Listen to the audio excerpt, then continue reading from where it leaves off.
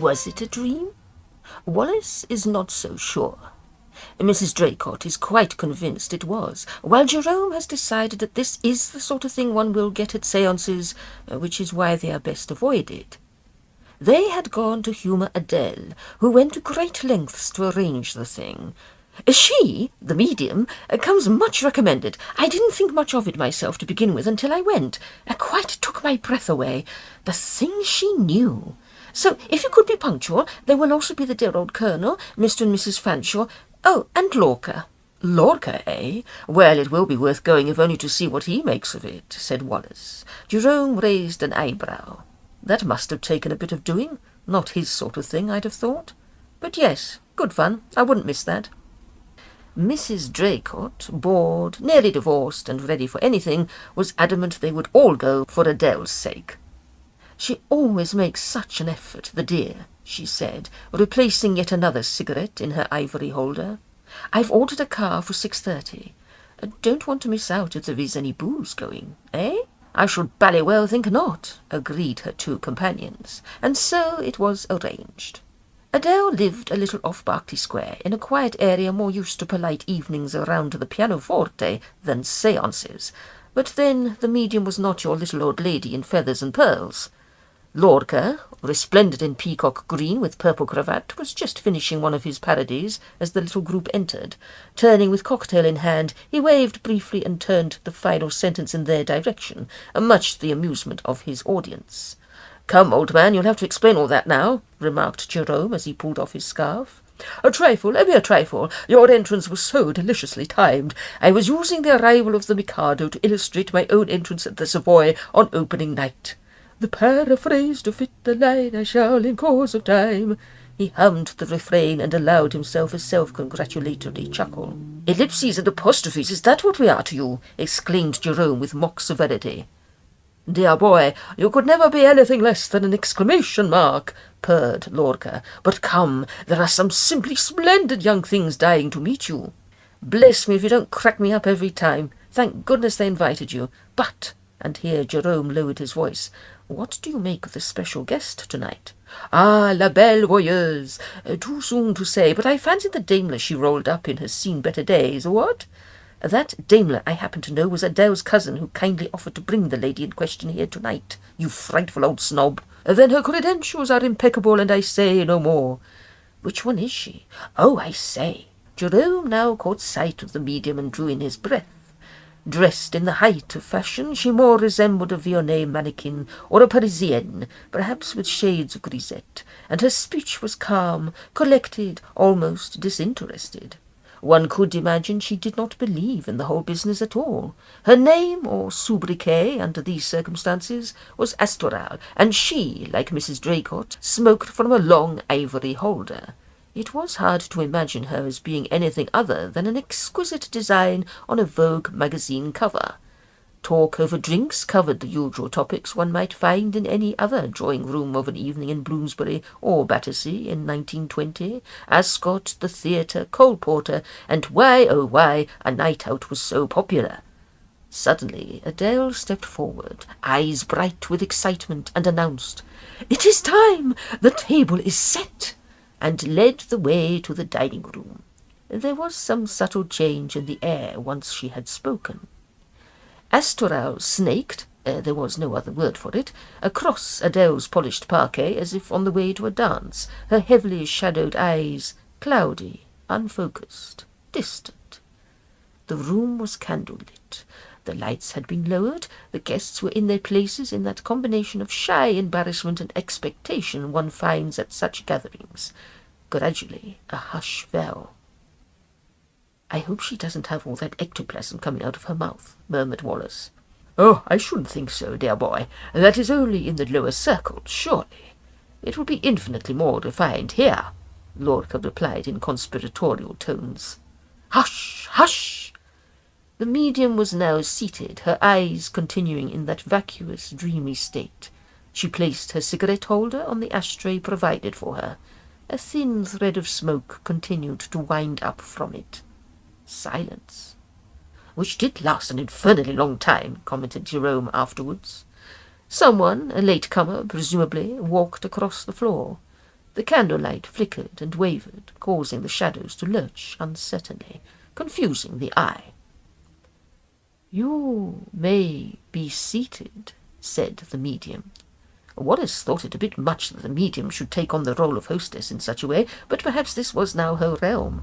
Certainly the change to light, the oddness of the situation, the very atmosphere itself made it seem another world.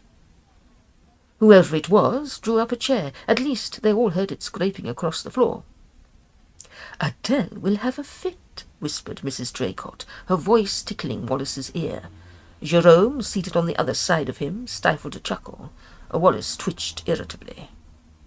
"Tell us why you have come," continued the medium. Silence. Well, what is he likely to answer? Thought Wallace, almost petulantly. Why are we all here? Curiosity, idleness, ennui? More footsteps. Somebody, bored or in need of replenishment, was pacing about, as if looking for something. Not the drinks cabinet, after all, by the sound of it. I say, is it usual for people to get up and move about? Anything can happen, replied the medium, unruffled. Didn't really answer my question, though, muttered Wallace. If that's the case, I think I might stretch my legs as well. And he stood up. Several things happened at once. Amid a general gasp and admonishments to not break the circle, there was a groan, followed by a crash as somebody's, possibly Wallace's, chair fell over, and then a rush of air, causing the door to slam shut, and the running of feet.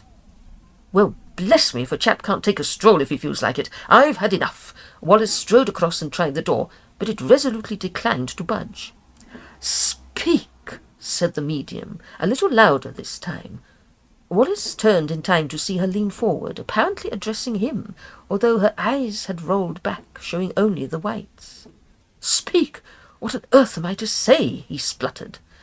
She doesn't mean you, you dolt, hissed Gerome. Come and sit down, there's a good fellow. The door chose that moment to open, or he had simply managed the trick of it, and he was out, back in the drawing-room, only here too all was now shadow and shade, strange patterns leaping across the walls, a flickering, slumberous glow from the fireplace.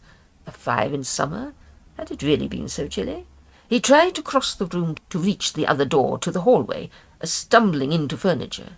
Someone, perhaps the latecomer, had the same idea, only they kept moving things about and his path was being impeded. I say, Wallace bleated, anxious only to get out, you might stop chucking the furniture about. Instant silence. It had grown dark indeed. Whatever fire had been in the hearth was now extinct, yet still he could see, by the little light allowed through the windows, shadows, moving across the wall, and most definitely not cast by any log or candle. Not by humans either, he said afterwards. Some of them, if I'd seen them by a stronger light, might have turned me quite silly. Beastly outlines, more man mixed with animal, perfectly monstrous. It was probably some of those statues Adele has dotted about the place, soothed Mrs. Draycott. You mistook them for something else. Wallace thinks not.